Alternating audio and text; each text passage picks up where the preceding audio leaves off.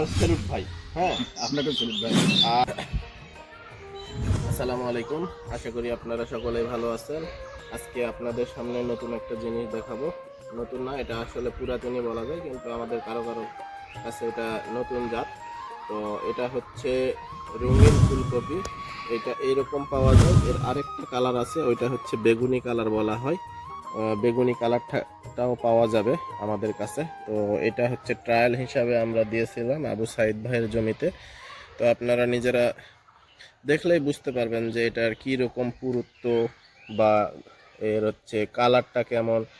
আপনি সাইদ ভাই, আপনি তো হচ্ছে এটা মানে দুই একবার এর আগে উঠাইছেন নাকি? জি।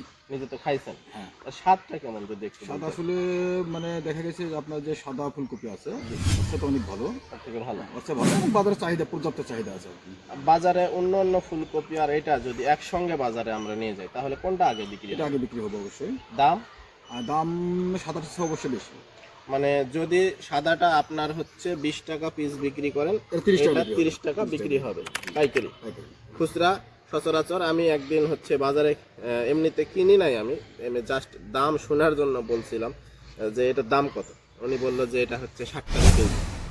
তো আসলে দেখেন এটা হচ্ছে সবারই লাভ যখন এটা করবেন। আরেকটা জিনিসের আছে, কালকে আমি হচ্ছে দিনাজপুরের ঘোড়াঘাট উপজেলায় একটা কৃষক মিটিং হয়েছিল। ওখানে আমি কৃষি অফিসার মহোদয় স্যারের সঙ্গে আমার সাক্ষাৎ হয়েছিল। তো উনি ওখানে মিটিংয়ের মধ্যে বলল যে এইটার হচ্ছে পুষ্টিগুণ অন্য অন্য যে ফুলকপি আছে তার থেকে অনেক বেশি, কারণ এটা হচ্ছে কালার রঙিন।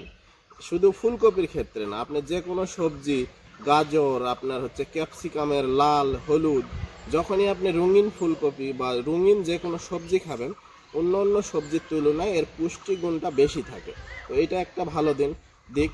বাংলাদেশের মানুষের দিন দিন মানে গড় আয়ু কমে যাচ্ছে, তাদের পুষ্টিহীনতায় ভুগতেছে, আমরা খাদ্য খেতে পারি না, এখন সব কিছু এক্সপেন্সিভ হয়ে গেছে। মাছ মাংস আমাদের দ্বারা কিনা এখন মনে করেন এটা স্বপ্নের মতো হয়ে গেছে। তো এই ফুলকপিটা কিন্তু আমরা যদি বাড়ির আঙিনায় চাষ করি, একটু দেখান এদিকে, এটা কিন্তু খুব জমি, ভালো জমি বলা যাবে না, না ভালো তাই না? ভালো বলা যাবে না। একবারে আদর্শ চাষের জন্য জমি এই ধরনের কিন্তু নয়। পাশে স্কুল, এইটা হচ্ছে বাসা, বাসার পাশে একটা পরিত্যক্ত জায়গা বলা যায়, আঙ্গিনা যেটা বললেই বলা যায়। আঙিনাই বলা যায়, সেইটাকে উনি হচ্ছে চাষের উপযোগী করে তুলছে। এটা কিন্তু সব থেকে বড় দিক। হ্যাঁ, আপনার বাসার আশেপাশেও এরকম অনেক জায়গা পড়ে আছে, কিন্তু সেটা আপনি ঘাস করে ফেলায় রাখছেন। ওখানে কিন্তু আমি কিছু চাষ করি না।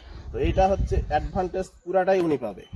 হ্যাঁ, এই জায়গা এটা আপনার আমার বাড়ির আশেপাশে খেয়াল করে দেখবেন এর থেকেও বড় জায়গা পড়ে আছে, কিন্তু সেটাকে আমরা নষ্ট পতিত জমি হিসাবে বলি। কিন্তু উনি কিন্তু এই জায়গাটাকে মানে উপযুক্ত modify করে করছে। চাষ দিয়ে অনেক মানে চাষ উপযোগী করে তুলছে। এইটার জন্য আপনার একবার স্যালুট ভাই।